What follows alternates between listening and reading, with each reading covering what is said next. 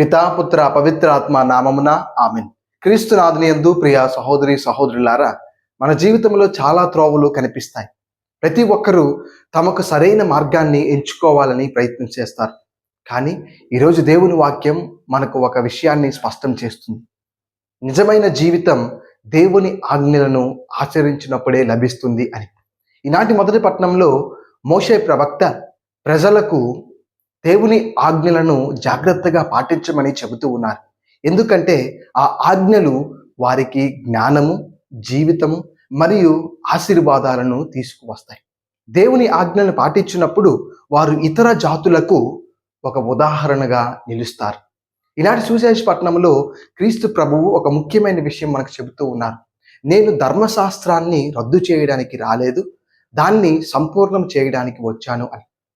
ప్రభు మనకు తెలియచేస్తుంది ఏంటంటే, దేవుని ఆజ్ఞలు కేవలం నియమాలు కావు, అవి మన జీవితాన్ని సరైన మార్గంలో నడిపించే మార్గదర్శకాలు.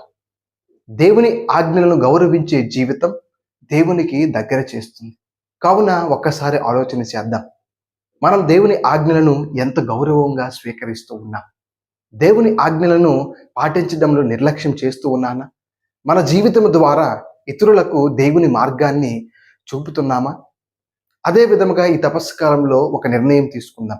ప్రతిరోజు కొంత సమయం దేవుని వాక్యాన్ని చదవడానికి కేటాయిద్దాం. చిన్న విషయాల్లోనూ దేవుని చిత్తాన్ని పాటించడానికి ప్రయత్నం చేసుకుందాం. మన జీవితం ద్వారా ఇతరులకు దేవుని మార్గాన్ని చూపడానికి ప్రయత్నం చేసుకుందాం.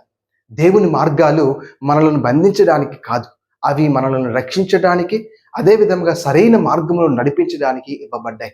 మనం వాటిని గౌరవించినప్పుడే దేవుని చిత్తానికి అనుగుణంగా మన జీవితం మారుతుంది, నిజమైన ఆశీర్వాదాలను అనుభవిస్తుంది. కాబట్టి దేవుని ఆజ్ఞలను గౌరవించి, స్వీకరించి ఆచరిద్దాం. నిత్య జీవితంలోనికి అడుగులు వేద్దాం. ఆమేన్.